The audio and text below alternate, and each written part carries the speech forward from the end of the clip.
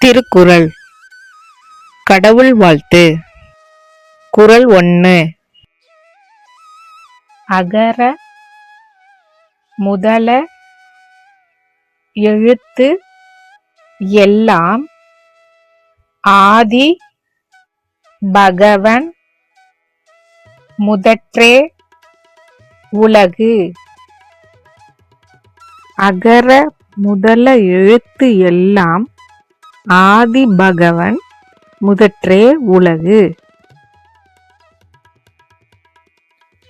எல்லா எழுத்துக்களுக்கும் அ என்பது முதல் எழுத்து ஆகும். அப்படியே உலகத்திற்கும் ஆதி பகவன்தான் முதல் காரணம். நன்றி.